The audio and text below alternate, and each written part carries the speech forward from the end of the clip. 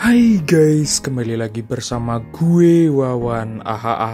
Jos. Kali ini gue akan review anime yang berjudul Kaminaki episode 1. Cerita pun berawal dari sepasukan pria robek bernyanyi di tengah hutan sambil memegang yakido yang telah disegel dalam wadah upacara kayu.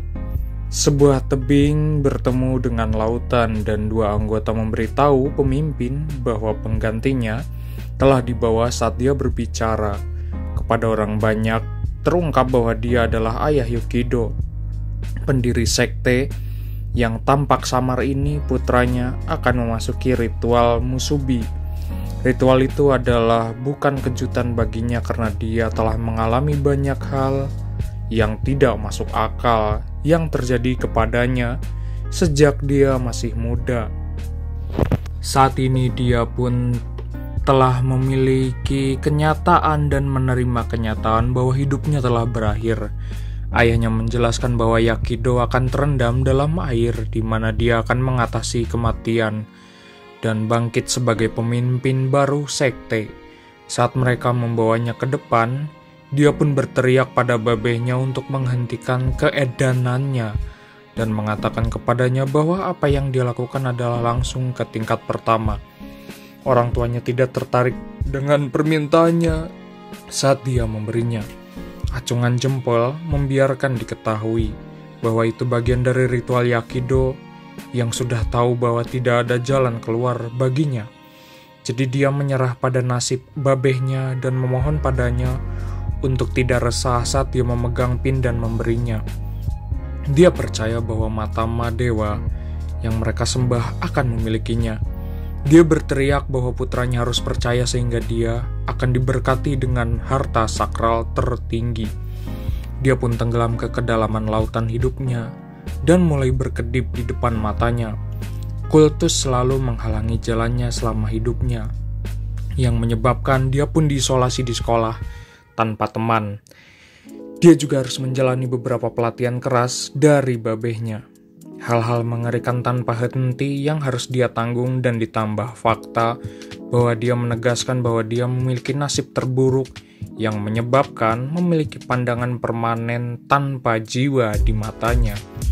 Dia mengucapkan beberapa kata dari sekte tersebut dan menemukan dirinya di lokasi baru. Aliral menyapanya dengan baik. Pagi yang isuk itu dengan cara yang unik, tetapi dia mau meminta maaf atas pelecehannya sebagai tanda penyesalan. Dia berjanji untuk melayani sampai dia benar-benar sembuh. Seorang bondon itu mengungkapkan bahwa dia bekerja di restoran lokal, sehingga dia bisa makan di sana kapan saja dia mau, dan gratis. Yakido pun mengambil sejenak untuk melihat-lihat pemandangan dan merasa seperti dia telah melihat isekai. Sebelum dia dengan cepat mengetahui bahwa dia telah dipindahkan ke isekai, dia pun hanya senang karena dia merasa lebih baik saat dia merujuk kembali ke buku yang sedang dia baca.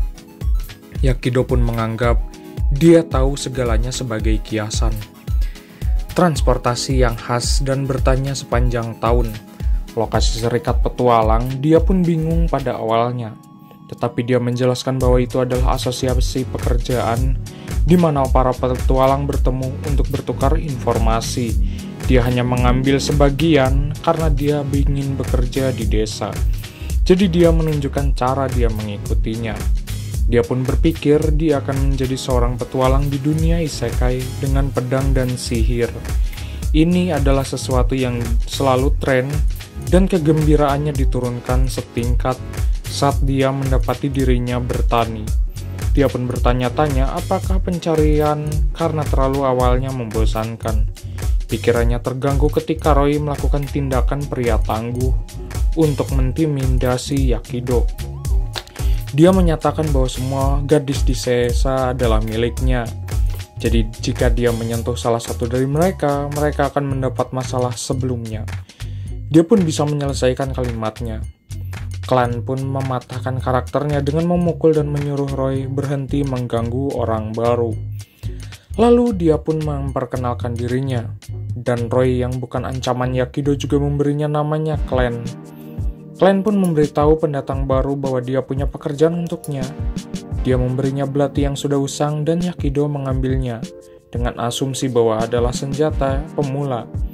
Dia pun bertanya kepada Clan yang bingung, apakah dia akan mulai mengalahkan Goblin Kopet.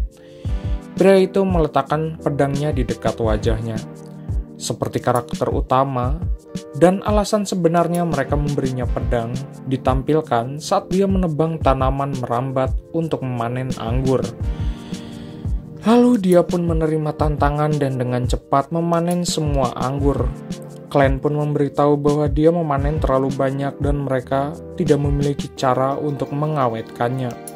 Bahwa teteh perempuan Aliro, Shiorul, menciptakan piramida manusia dan menuangkan minuman ke atas mereka untuk dinikmati. Sudah sebulan sejak Yakido di Isekai, dia telah membajak tanah, merawat ternak, dan menjadi pembuat jus pakan desa. Dia pun tertekar karena ada hal-hal yang seharusnya menyenangkan. Sementara Aliral mengeluh kepadanya karena terlalu banyak bersenang-senang dan tidak melakukan cukup pekerjaan. Berpesta tetapi menginginkan isekai yang khas dengan pedang dan sihir.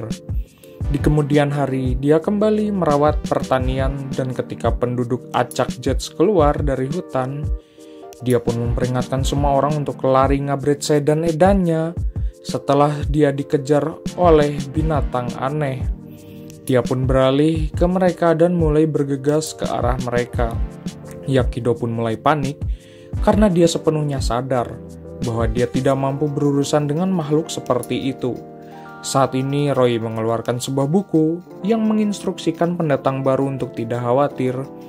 Dia mulai menggerakkan tangannya dengan gerakan aneh yang membuat Yakido bersemangat ketika dia berpikir bahwa dia akhirnya akan menyaksikan keajaiban yang nyata.